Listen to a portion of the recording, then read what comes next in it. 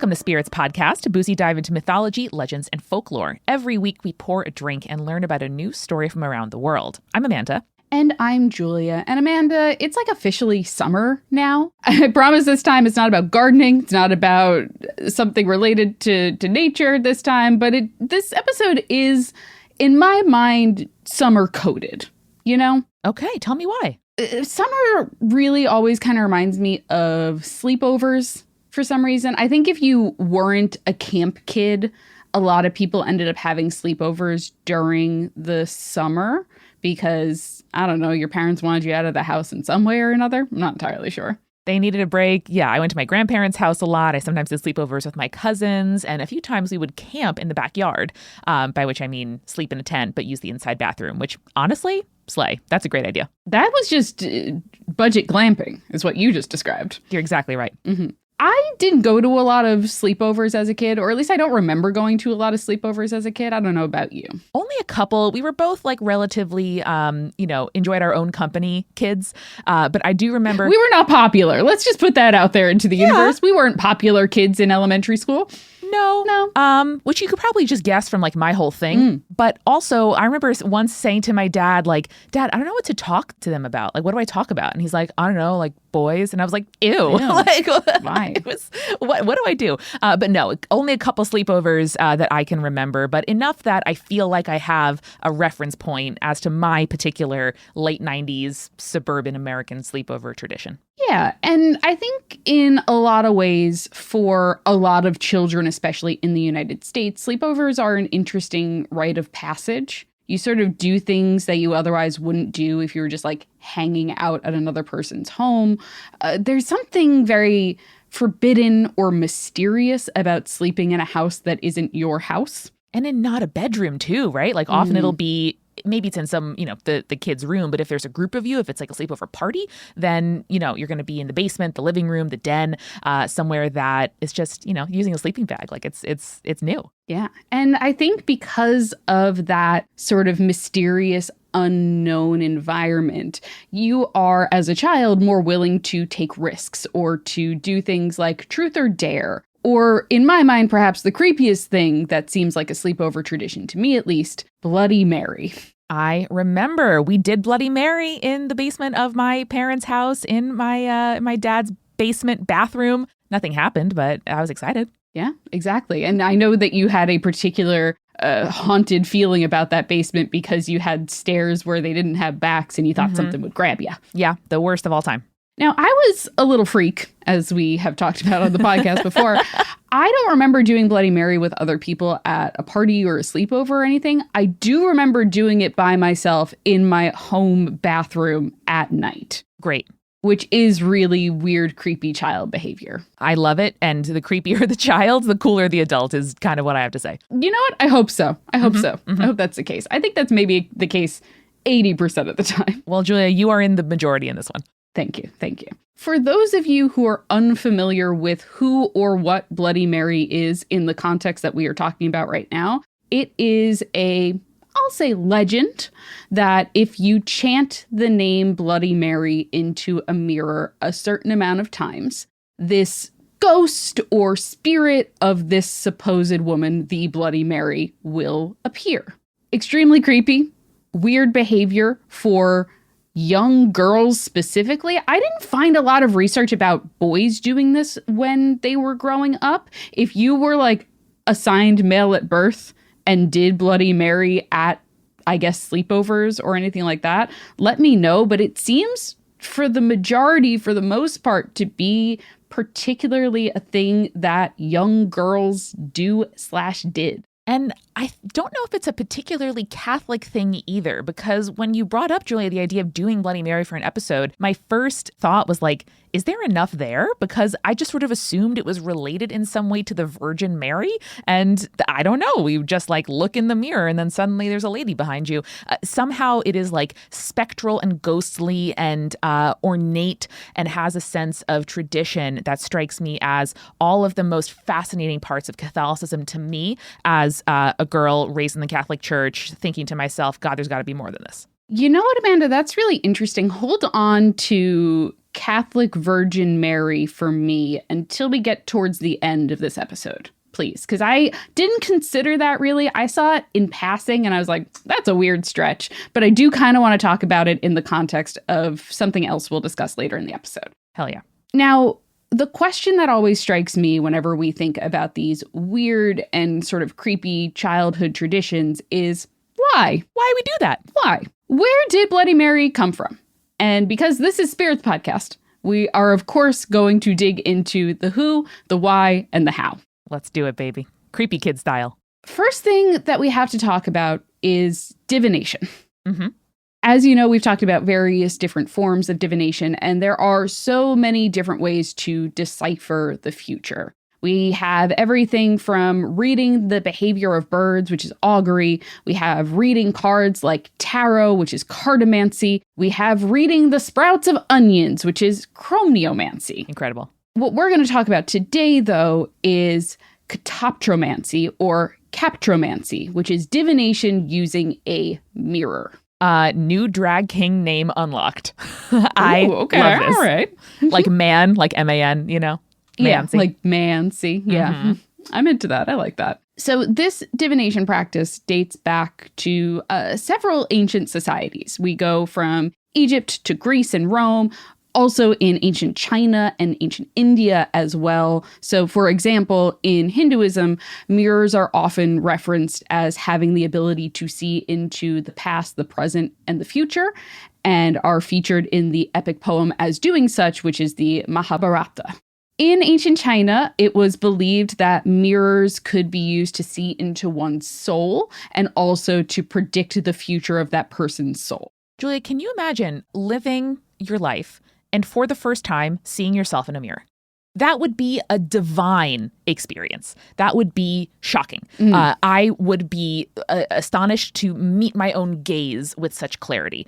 And so it makes all the sense in the world to me that a mirror is an incredibly weird and singular and unique technology that if there's too many of them, like I get why a hall of mirrors was the sort of like most opulent display of wealth, power, and kind of like why you do that, because that's too many. That's too many mirrors.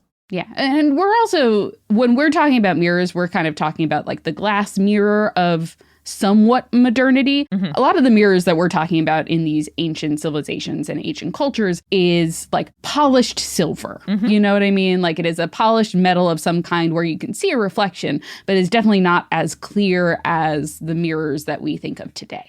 This is a total tangent, so forgive me. I went to England in high school and went to a tour of Stratford-upon-Avon where Shakespeare was born. And I remember one thing the tour guide said was, you know, people ask all the time, oh, like if Shakespeare were to, you know, be here in 2008, whatever it was, what would most, you know, astonish or startle him?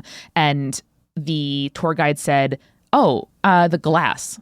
100%, because, you know, you were lucky and rich if you had a glass about the size of your palm. Like imagine those old timey windows, like in little diamond shapes. They're imperfect and not very translucent and small. And so the idea of like a plate glass window, you know, the size of a storefront would just be like absolute fucking magic. Yeah, exactly. So technology has changed. Even things that we like somewhat take for granted, like mirrors in homes and stuff like that, was not a super common thing back in the day, for sure. Now, in ancient Egypt, for example, mirrors were once again used as a tool that could see the future, more or less.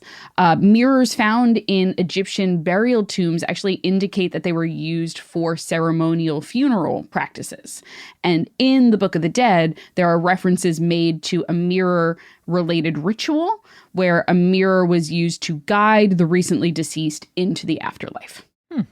Very interesting. We also know that the Egyptians used mirror technology to light tombs and everything like that. So I think there's something related to sun, which we know is very important in ancient Egyptian culture, and the use of mirrors as sort of like a magical technology.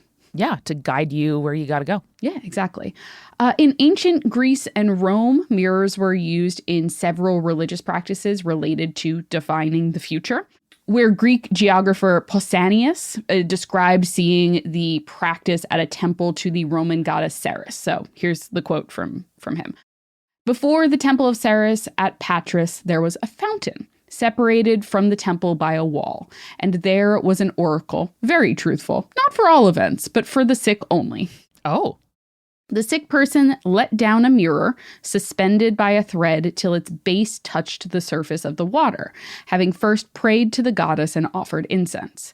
Then, looking into the mirror, he saw the presage of death or recovery, according as the face appeared fresh and healthy or of a ghastly aspect. Wow. So depending on what he saw in his own face in the mirror when he looked at it, he was either definitely going to recover or he was going to die.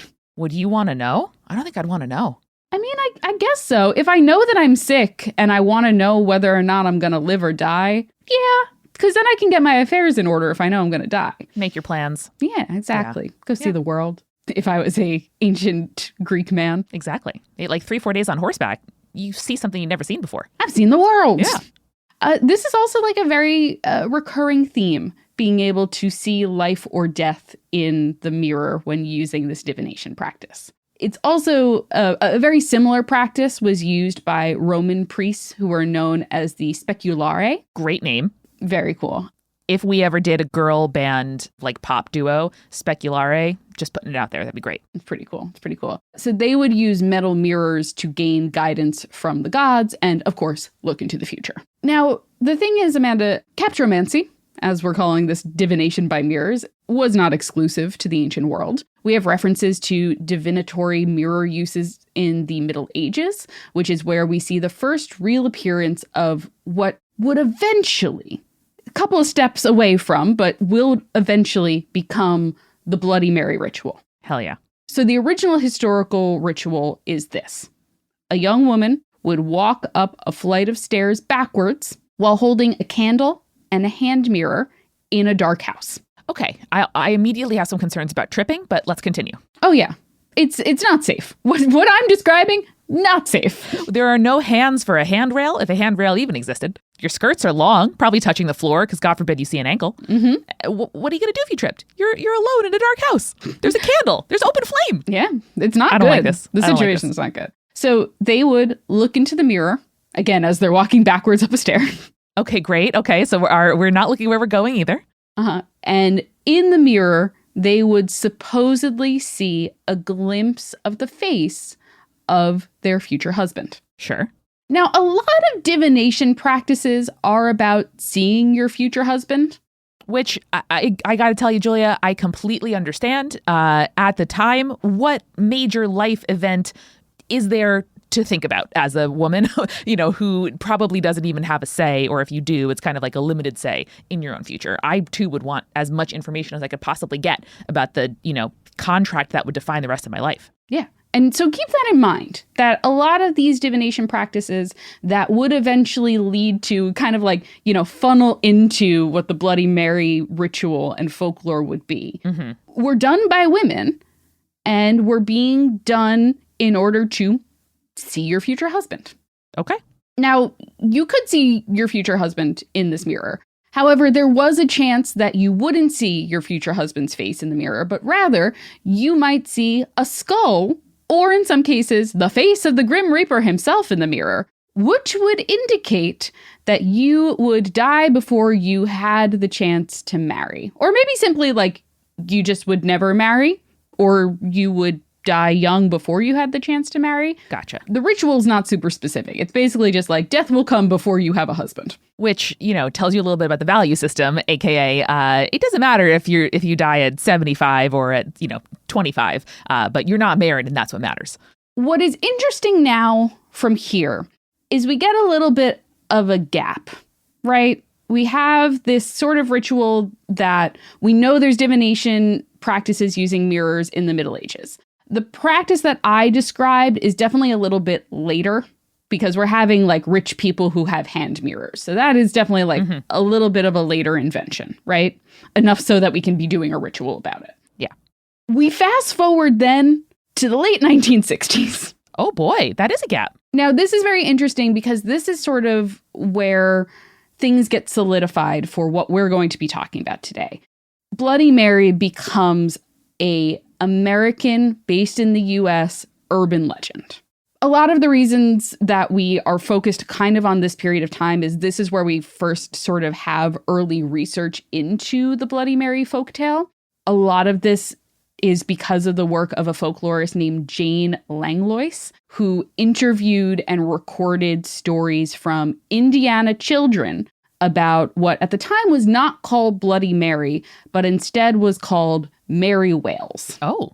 Now, not whales as in, oh, I'm crying whales, but like the sea animal. Got it. Plural sea animals. Interesting. I assumed the country. Oh, interesting. No, but interesting that you thought so. Potentially, we'll talk about it. Okay. So, according to Langlois's research, the children, and again, primarily girls that she interviewed, believed that Mary had been a victim of a car accident who had suffered a gash on her face when she died.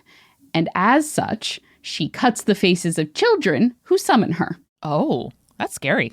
I have one girl's accounting of the tale, which is particularly spooky, and also sounds a lot like my own experience, which I find funny. Let's do it. Quote, all by myself, I called her 100 times, and I was saying, I do believe in you. And I was by the light switch, and she came, and her eyes started bleeding. And then I put on the light real fast. And then, all that night, I had a dream about her, and I dreamed that she was right by my bed, and she was about ready to touch me. Wow. That's powerful. That's scary. It is scary. Imagine like an 8-year-old telling you that. Yeah. Even worse somehow. I turned the light on real fast. Good for you. I would. I also think it's really interesting because this is, again, sort of sharing the fact that the details for everything about Bloody Mary really depends on who you ask, right? Mm-hmm. In some stories, you just have to chant Bloody Mary's name. In some, like in these Indiana children, you must chant, I believe in Bloody Mary, or even, and this one is particularly dark, which is, I killed your baby, Bloody Mary. Oh, no. Yeah. Imagine a bunch of little girls chanting that together in a bathroom. Mm-hmm. No. The number changes as how many times you have to summon it. I think I always heard like 3 to 5. 3 is what sticks out to me, for sure. Maybe that's also why I assumed it was like a Trinity Catholicism, Mother Mary situation. Well, I think it's really interesting because a lot of the like 60s and 70s references that I saw people, again, this was like people's own experiences. So it is like a little bit apocryphal, but a lot of the people who talked about experiencing this ritual in the 60s and 70s were like, yeah, you had to say it 100 times. I'm like, who had time for that? What 8-year-old was counting to 100? I mean, listen, some people do a novena. Like some people like fully pray the rosary every single day. And again, I'm going in a Catholic direction because that to me was like the repetition of ritual where honestly, like you do get a little bit entranced. And I think that dedicating yourself to doing something 100 times puts you in a state where like you are committed to it. And I think there's a lot of ritualistic value to just repetition. I also think it's one of those things too, where it's like after you said a word so many times, it starts to not feel real. Yes, it's just noise. So I think maybe that has something to do with such a high number of repetition as well. But regardless of how the ritual is performed, it is said that if it is performed correctly, Bloody Mary will either simply appear in the mirror, staring at the participant. Sometimes she reaches out of the mirror. She scratches their face so that it resembles her own bloody one.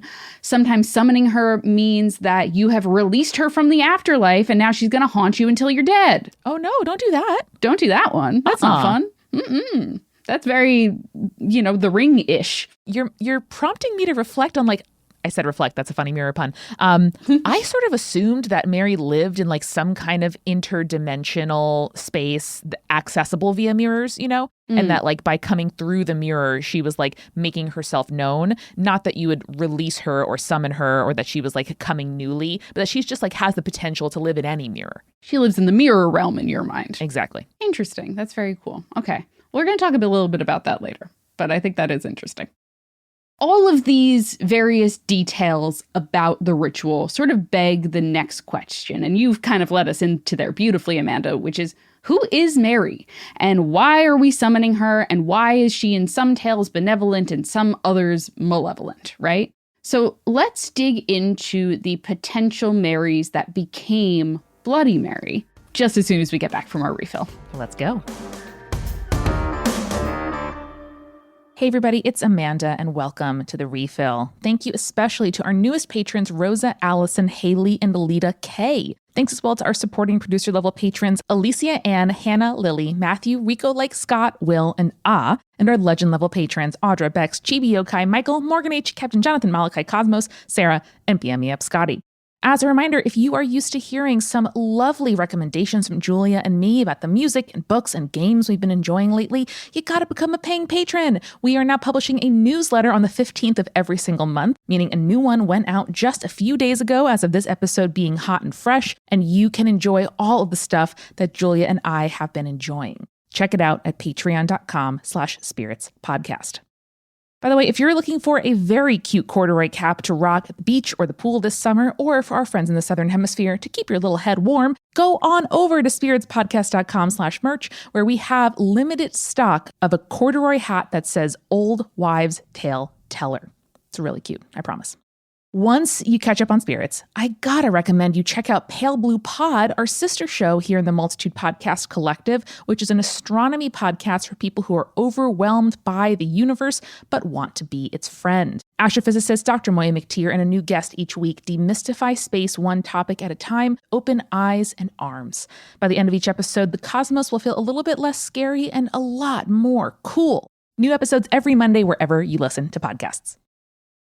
And this week, we are very excited to be sponsored by bookshop.org, which is a certified B Corp and all over incredible spot to buy books from independent booksellers near you. Now, what they do, they're basically like a co-op for independent bookstores. So when a bookstore signs up, they get a share of a little bit of like a fund that every single month gives out money to local bookstores. They've raised almost $40 million so far. And when you place an online order, it is super easy, it is super quick, it is very affordable. And they source that book from a local bookstore near you. You can choose one or they can pick one for you that's nearby. So basically, you're having a lower carbon footprint, you're raising money for independent bookstores, and you're supporting a climate neutral certified B corporation. You love to see it. Now, the bookshop.org team has been kind enough to make a promo code for Spirits listeners. Every time you use it, we get a little bit of money and you get 10% off. So go on over to bookshop.org and use the code SPIRITS for 10% off your purchase. That's bookshop.org, code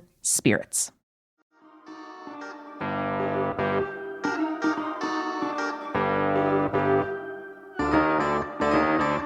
Amanda, we are back. And okay, yes, the obvious cocktail for this episode is the Bloody Mary, which, by the way, was probably invented in like the 1920s or 30s. Really? Mm-hmm. What was that invented after? Who was that Mary? Much like the fact that we don't know exactly when it was invented, we don't exactly know who it was invented or who it was named after. There's a couple of different claims. So the earliest bartender to claim the drink was a man named Fernand Petois in 1921. Or rather, that's when he claimed he invented it, was in 1921. He didn't actually make that claim until like a decade later. He's backdating a little bit. Yes, exactly. He worked at a bar that was visited by a lot of expats in Paris. So like Ernest Hemingway would drink there a lot. Like basically all the Americans who went to Paris during that time period basically drank at this bar. Could you imagine what the bathroom was like in that bar? I don't know. It's in France. It's the late 20s. Ernest Hemingway is fucking that shit up regularly. Yeah. Not good. Yeah. Not good. Seems like a big shitter, Ernest Hemingway. All right, we got to continue. There are a couple of theories around where the cocktail's name came from. So like Fernand Petois came up with the recipe, but didn't necessarily call it the Bloody Mary. Got it. One of the origin potentials is that it was said to have been named after the silent film era Hollywood star Mary Pickford. Oh, a classic. I love this lady's face. Others claim that it was named after the girlfriend of one of the patrons who had basically asked for a like hair of the dog style cocktail, right? My dream, Julia. My dream is to have a cocktail named after me. Anybody out there who works in a bar or restaurant or as a mixologist, like Julia deserves it first because of all her work here. I'll allow and then it. second, I would love a cocktail named after me. So apparently, the apocryphal story goes that the patron's girlfriend was named Mary. He met her at a cabaret that was called the Bucket of Blood. Oh. Thus, Bloody Mary. Now, why was the cabaret named Bucket of Blood? Who can say? It was Paris. It was the 20s. It was Paris. It was the 20s. Some of these stories aren't exclusive to Paris because a lot of the like New York and then Chicago bartenders started claiming that they made it as well. And so some of these apocryphal stories, I'm pretty sure, like, for example, the Bucket of Blood cabaret story is from Chicago, but I could be wrong. I mean, feels right. Meatpacking. Personally, I like a Bloody Mary. I like a Bloody Maria better, which is where you sub the vodka in a Bloody Mary for tequila. I cannot abide tomato juice, but if I must, I prefer the Bloody Maria by far. Mm-hmm. Mostly what I prefer, Julia, is to get one of those Bloody Marys with a garnish so excessive that it's essentially an appetizer. So that's really what I'm here for. I do like a good chunky bacon on top of a Bloody Mary, for sure. Super like crispy. bacon. You can kind of dip it in and then... I would love to see a sort of like mini chicken and waffle or like a chicken tender even with the like seen those. Celery and olive. I don't love the sort of like Instagrammy, shake and dessert trend where it's like a milkshake, but then there's a cake on it. But put alcohol in it and make it a chicken tender and you got me. Those are very different things. Very different things, but I love it. I love that and I love you. All right. Thank you. Speaking of uncertain origins of the name Bloody Mary, let's talk about some of the Marys that might have inspired our Bloody Mary folktale. We're going to skip your Virgin Mary for now, because I do want to talk about that in a later context. The first one that we are going to talk about is probably like the most well-known one / the most popular of the origins in terms of like folktale scholars, right? Yep. This is going to be Mary Tudor, Mary the First of England. Mm-hmm. Born in, I love doing the history part of this now. Here we go. So born in 1516 to Henry VIII and Catherine of Aragon, she was a beloved princess until her father attempted to divorce her mother and broke ties with the Catholic Church because they would not grant him the divorce. You probably know the story of Henry VIII and all of the wives that he had, and he kept killing them / imprisoning them. You may have heard the musical Six. You might have heard of the musical Six. As a result of this divorce situation, Mary was declared illegitimate, was separated from her mother, was demoted to lady rather than princess. Oh, rude. Was having a tough time. Eventually, she made her way back to court. It was only after her father had moved on to like wife number 3. It was after the execution of Anne Boleyn. Mm-hmm. She ended up surviving her father, but her younger half-brother, Edward VI, inherited the throne. Mm-hmm. The two were, I would say, polar opposites in that Edward was a Protestant reformer, while Mary was a devout Catholic. Mm-hmm. Given the name, that makes sense. Sure does. Now, when Edward died only 6 years after taking the throne, he attempted to leave the crown to his Protestant cousin Jane, rather than following the line of succession, which would have been Mary, and then Mary's half-sister, who is the future Queen Elizabeth I. I see. So we get into a war of the oranges, roses? Which one was this? I have no idea. It's one of the wars. Basically, Mary rallied a bunch of support amongst Catholics who were still in England, rode against her cousin Jane alongside her half-sister Elizabeth, marched on London, and became queen. And she was the first English queen to wear the crown in her own right, not through marriage. Very cool.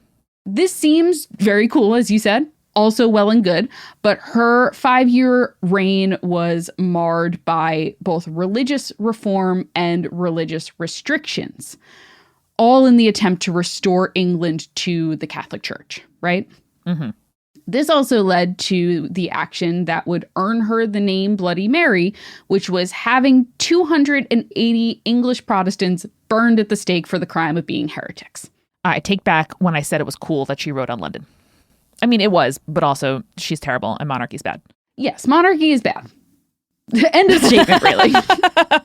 So Mary I died only 5 years after she ascended the throne. Maybe it was all the Protestant burning. It might have been the Protestant burning, yeah. She died from what they think might have been like uterine cancer or some sort of like cyst or whatever. They're not entirely sure because, science back then, not great. Even though she only ruled for 5 years, her legacy remained a quote-unquote bloody one, which is somewhat ironic, I would say, because none of the other Tudors, who probably killed just as many people, were termed bloody. Yeah, I think we want to vilify a woman. Yeah, part of the reason was her being England's first queen. Mm-hmm. She was often called vindictive and fierce Mm-hmm. in a not positive way. Fierce, not in the way that we use it today, really. But also because she chose to marry a Spanish prince for love rather than like elevating and marrying politically another English household. She was also considered weak-willed and easily controlled by her husband. I mean, yeah, misogyny is going to misogyny. And this was in comparison to Elizabeth, who took the throne after her, who was called the Virgin Queen, who never married, never had any heirs as a result. And England loved her. Of course, we're going to love a queen who can make the crown her husband and blah, blah, blah. So this is also frustrating from a historical perspective, certainly. And also, in hindsight, it makes sense that she's still considered this like villain of history, right? Because Catholicism failed to take hold as England's ruling religion. Mary, therefore, is cast as this villain, because history is written by the victors. Mm-hmm. But this myth of Bloody Mary as this vindictive and violent woman is how she remained viewed by greater society. It's like basically how English children are taught about their own history, right? Gotcha. And it's why she is often cited as being the inspiration for the spirit that haunts these mirrors, enacting violence. I mean, I could definitely see how A leads to B here. It's a completely plausible historical explanation to me. And there's also, like, going back to that very extremely spooky thing that the Indiana children were talking about, the, like, I killed your baby, Mary.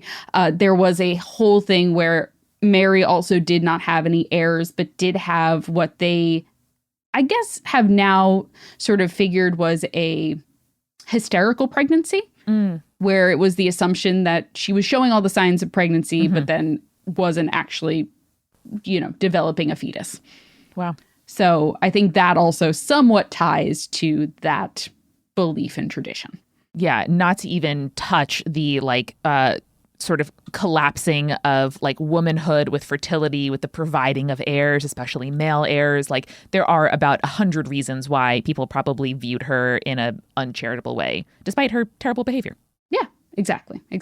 But like, her behavior wasn't any worse than any other English monarch at the time. 100%. Like, if the Protestants had been in power and there was a rise in like Catholic movement, they also would have killed a bunch of Catholics in the terms of heresy. Mm-hmm. She married a Spanish prince. And so there's the like, oh, the Spanish Inquisition is going to come to England. And that's somewhat inspired her legacy as well. Mm-hmm. There's a lot of complicated issues in there. But needless to say, she is still thought of by the general public as Bloody Mary. But she is not the only Mary who is cited as being the Mary of the Mirror. Which is odd because the next Mary that I'm going to be telling you about is not a Mary. What's her name? Her name was Elizabeth Bathory. She was a Hungarian noblewoman, alleged serial killer, and folkloric vampire. Oh, tell me about her. So her story is an interesting mix of history and folktale, starting with her childhood. As a child, she had a series of seizures which historians believe might have been caused by epilepsy. Mm-hmm. At the time, it was diagnosed as something called falling sickness, because you would fall to the ground. Sure. Which in the 1500s, when Elizabeth was born, was treated by rubbing blood from a non-sufferer onto the lips of the person having the seizure. Okay, in terms of historical medical treatments, could be way worse. I'm just going to go ahead and say right now, that sounds like one of the best historical medical treatments that I have heard of. I'm sure it didn't do much, but didn't harm much either. Yeah, except you're bleeding someone in order to put blood on it. Yeah, but they were doing that all the time. The vampire stuff is tied very early to her, right? Sure. She married young, like quite young, to a Hungarian count who very early in their marriage became a commander of Hungarian troops that were sent to war against the Ottomans, which basically left Elizabeth to manage the estates and the business affairs. And she became well known for being the real person behind how the estate was run. Sure. Her husband would eventually die, leaving Elizabeth like a widow, I want to say in like her late 30s, 40s. And it's around this time that the rumors about her begin to spread. It was said that she had tortured and killed a lot of the local peasantry, whose disappearances were not likely to warrant an investigation by local law enforcement. Oh, no. At the time, basically nobility could do whatever they wanted to the lower classes without it actually breaking a law. It was just kind of like frowned upon, like, hey, treat your serfs better. Yeah. But you're not like doing anything illegal technically. Mm-hmm. But then around 1602, Elizabeth was said to have started escalating her crimes to not just the local peasantry, but the daughters of the lesser gentry in the area. Ah. And that's when people in power actually started caring. Like that one meme from Community. I can excuse murder of peasantry, but I draw the line at murder of lower gentry. Yeah, Amanda, exactly. So these rumors start in 1602. They gain a lot more notoriety by 1604. Again, think about like how news sort of traveled across Europe during this time. And at this point, also, Hungary was part of the Holy Roman Empire. So it takes a little bit for news to get to the court, right? So by 1610, so about 8 years after these rumors start, the Holy Roman Empire, Matthias II, sent someone to investigate what was going on. They collected a bunch of evidence. And by evidence, I mean like, you know, people making accounts about what might have happened. And by 1611, they collected over 300 witness statements against Elizabeth. Holy shit. Now, there wasn't really any hard evidence against her, I would say. It's mainly rumors. It's 300 witnesses who are testifying against her, but none of them were any actual victims, nor were they eyewitnesses to the torture and murder that she was accused of. So it's all kind of hearsay.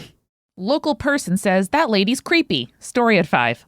Exactly. And a lot of the stuff will be like, I heard that she stole this girl and brought her to the castle and killed her.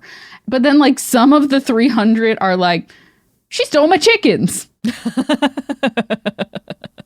Okay, sure. Yep. Okay. Yep. Mm-hmm. So she's brought to trial along with 4 of her servants who are also put on trial as accomplices. The 4 servants are tried and executed. Elizabeth is tried, but essentially is put under house arrest until she dies in her sleep 3 years later. Bummer.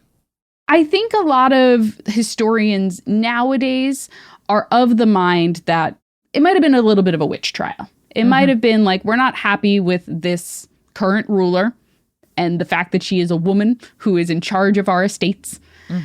So let's get rid of her as best we can. Now, she might have been an asshole. She might have done some of the things she was accused of, but she definitely didn't deserve, I would say, the folklore that came after the fact.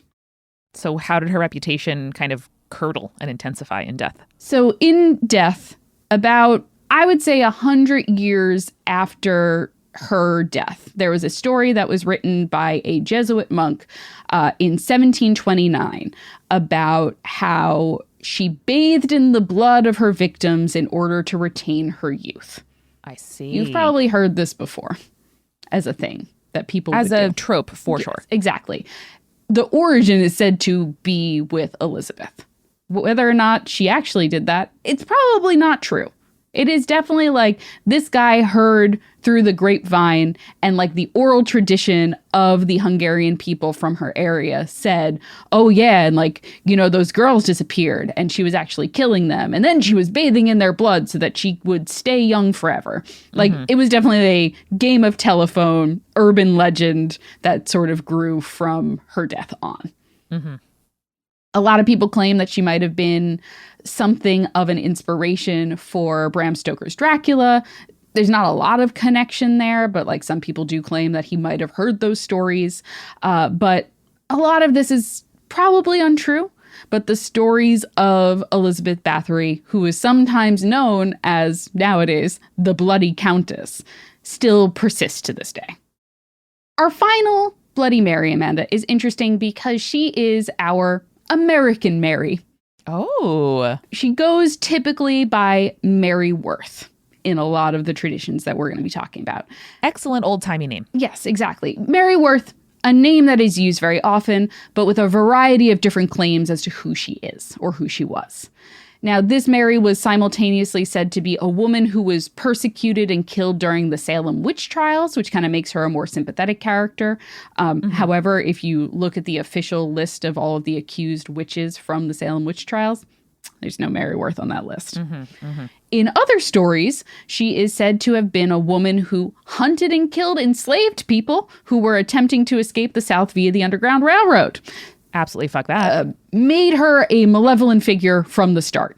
Now, these are, I would say, much less specific than our other two quote-unquote historical Marys, Elizabeth and our other Bloody Mary, but they are very specific to the United States.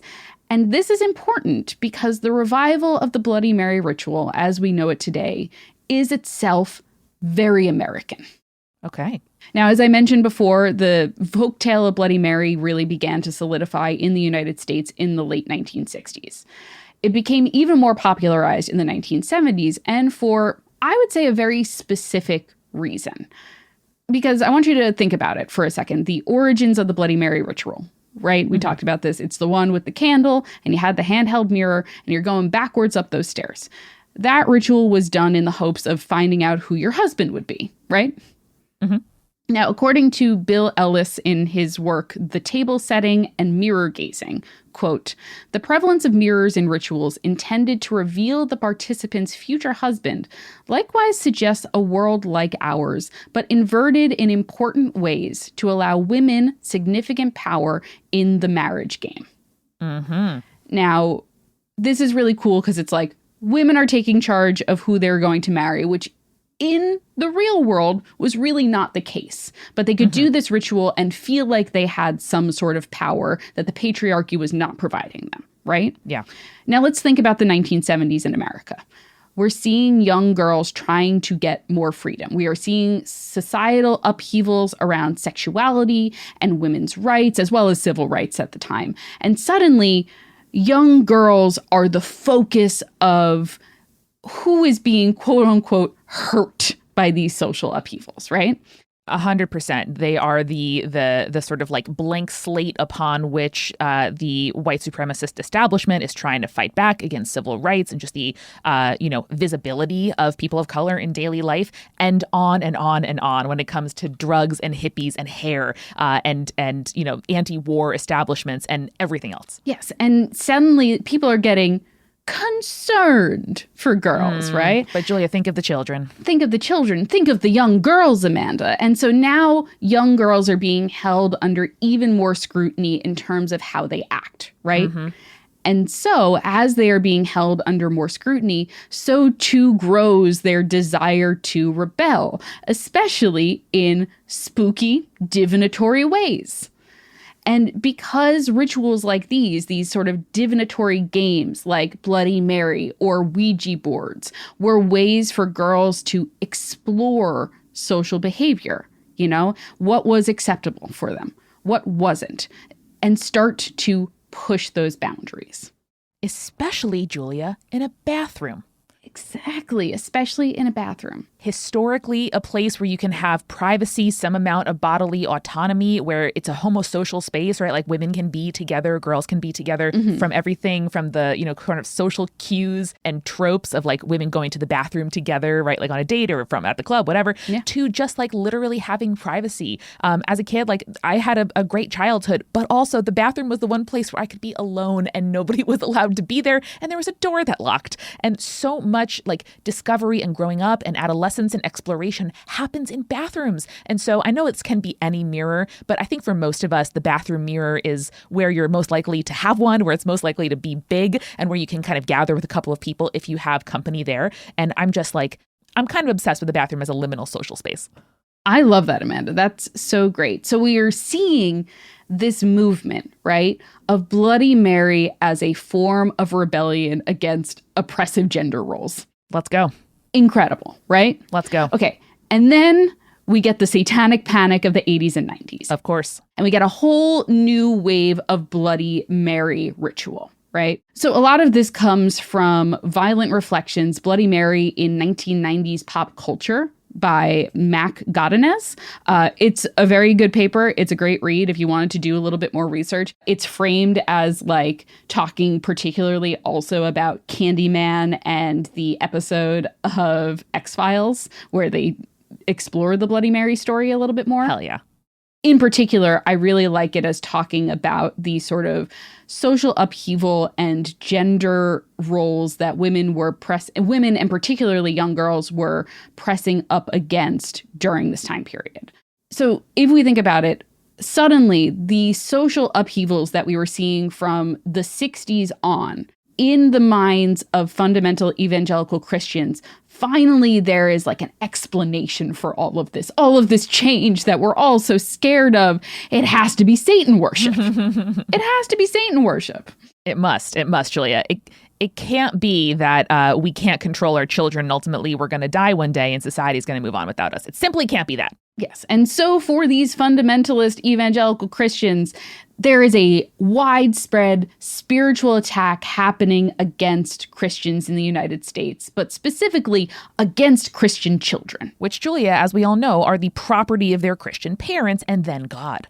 Exactly. So when you brought up the Virgin Mary, at first I was like, that doesn't make any sense. But I did see someone make a reference to Bloody Mary being the Virgin Mary, and it didn't click with me until I remembered the satanic panic. And we all know how evangelical Christians feel about Catholics. We are spooky fucking weirdos to them.